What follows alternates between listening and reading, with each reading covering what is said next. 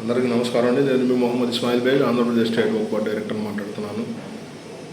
గడిచిన 4-5 రోజుల నుంచి మనం నేషనల్ మీడియా కానీ లోకల్ మీడియా కానీ గమనిస్తూ ఉంటే దాదాపుగా 10 సార్లుగా ముఖ్యమంత్రిగా చేసినటువంటి నితీష్ కుమార్ గారి చర్య ప్రతి ఒక్కళ్ళు కూడా వీక్షించారు, అలాగే వింటున్నారు. మనం ఎంత పెద్ద హోదాలో ఉన్నా, మనకు ఎన్ని పేరు ప్రఖ్యాతులు ఉన్నా, మనం చేసే చిన్న ప్రవర్తన జాతి మొత్తం మీద ప్రభావం పడింది. అటువంటి సంఘటనే ఆయన చేతుల ద్వారా జరిగింది.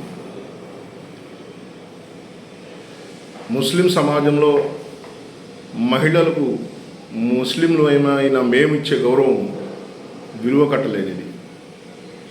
అటువంటి మహిళ పట్ల, అది కూడా మెడిసిన్ కంప్లీట్ చేసి సర్టిఫికెట్ తీసుకుంటున్న మహిళ పట్ల ఆయన హిజాబ్ను తొలగిస్తూ చేసినటువంటి చర్యను నేను తీవ్రంగా ఖండిస్తున్నాను.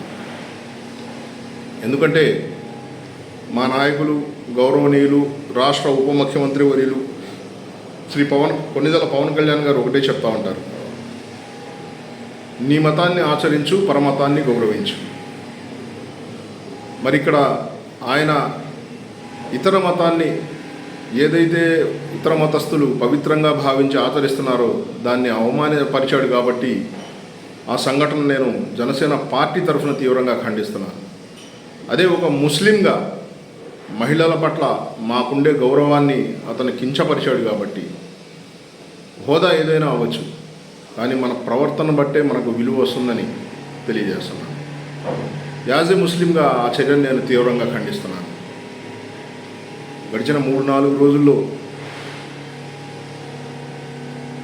మనం చూస్తున్న ప్రతిసారి సందర్భంలో సెల్ ఆన్ చేసి వస్తున్న ప్రతి ఒక్క ఇన్సిడెంట్లో కూడా ఈ దృశ్యాన్ని చూడవలసి వస్తుంది.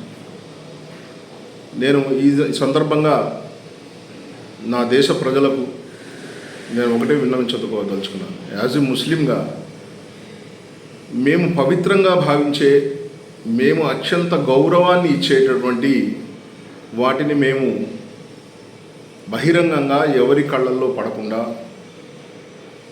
లేదా ఎవరు కూడా దాన్ని తమ ఇష్టానుసారంగా ప్రవర్తించకుండా పవిత్రమైన గుడ్డలతో వాటిని భద్రపరుస్తాం. అందులో దైవగృహమైనటువంటి కాబా గృహాన్ని ఎల్లప్పుడూ కూడా చుట్టుపక్కల